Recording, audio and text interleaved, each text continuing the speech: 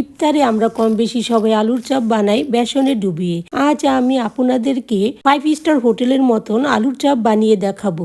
এই আলুর চপের বাহিরের সাইডটা অনেক ক্রিস্পি হয়।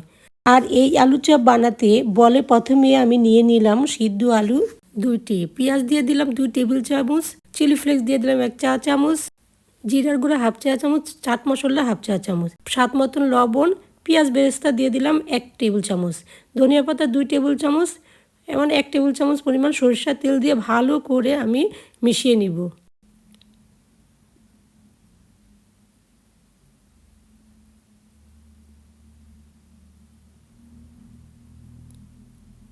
সব কিছু ভালো করে মিশানো হয়ে গেলে আমি হাতটা প্রথমে ধুয়ে নিব। হাতটা ধুয়ে আমি এই হাতে সামান্য পরিমাণ সর্ষের তেল মাখিয়ে নিব। এখন এখান থেকে আমি কিছু আলু নিয়ে আলুর যে চপের যে শেপ সেই শেপ আকৃতি করে নিব। এটা যার যার মধ্যে কেউ একটু ছোটও বানাতে পারেন, কেউ আর একটু বড়ও বানাতে পারেন। আমি এই সাইজের করে নিলাম।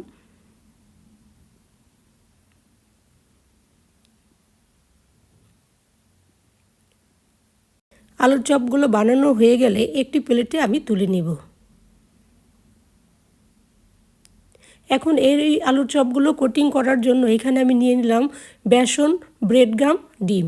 প্রথমে আমি ডিমটা ভালো করে ফেটে নিলাম। আমি এখানে 2টি ডিম নিয়েছি, একটি ডিম নিলেই হতো। বানানোর পরে বুঝতে পেরেছি যে আমার একটি ডিম নিলেই হতো। আপনারা একটি ডিম নিন। আর প্রথমে আমি একটি আলুর চপ ভালো করে বেসনের ভিতর দিয়ে কোট করে নিয়ে তারপরে ডিম দিয়ে কোটিং করে নিব। ডিম দিয়ে কোট করা হয়ে গেলে আমি ব্রেড গ্রাম দিয়ে কোট করে নেব। আচ্ছা, আমি যখন ডিমে কোট করেছিলাম তখন কিন্তু আমি কাঁটা চামচ ইউজ করেছিলাম। কাঁটা চামচ ইউজ না করলে আপনার হাতটা পুরো ডিম দিয়ে ভরে যায়, তখন ব্রেড গাম দিয়ে কোট করার সময় অনেক সমস্যা হয়, হাতে অনেক ব্রেড গাম লেগে যায়। আপনাদের বোঝানোর জন্য আরেকটি করে দেখাচ্ছি। প্রথমে বেসনের দিয়ে কোটিং করে নিব, তারপরে ডিম দিয়ে, তারপরে ব্রেড গাম দিয়ে।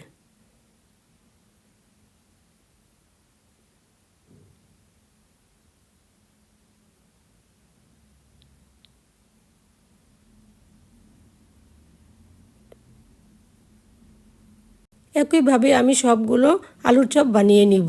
নিয়ে একটি প্লেটে নিয়ে এখনই ভাজতে যাব। চুলায় তেল আগেই বসিয়ে দিয়েছিলাম, তেলটা সম্পূর্ণ গরম হয়ে গেছে। এখন আমি এই তেলের মধ্যে আলুর চপগুলো দিয়ে দিব। এখানে আমি 4 পিস দিয়ে দিলাম, কারণ আমার কড়াইটা ছোট। কড়াইটা যদি বড় থাকে আপনাদের, তাহলে আপনারা একটু বেশিও দিতে পারেন। এখন আমি উল্টিয়ে পাল্টিয়ে যতক্ষণ পর্যন্ত না গোল্ডেন কালার হয় ততক্ষণ পর্যন্ত আমি ভেজে নিব। বড় বড় শেফদের কথা যে 5 স্টার হোটেলের নাকি আলুর চপগুলো এরকমই হয়, বাহিরের সাইডটা অনেক ক্রিস্পি থাকে। তারা নাকি বেসনের উপরে কোটিং করে, ডিমের উপরে কোট করে তারপরে ব্রেড গাম লাগিয়ে ভাজে। তাই আজকে আমি ওনাদের কথা অনুযায়ী বানালাম। গোল্ডেন কালার হয়ে গেছে, এখন নামিয়ে ফেলবো। একইভাবে আমি বাকিগুলোও ভেজে নেব। নামানোর আগে আমি তেলটা ঝরিয়ে নেব।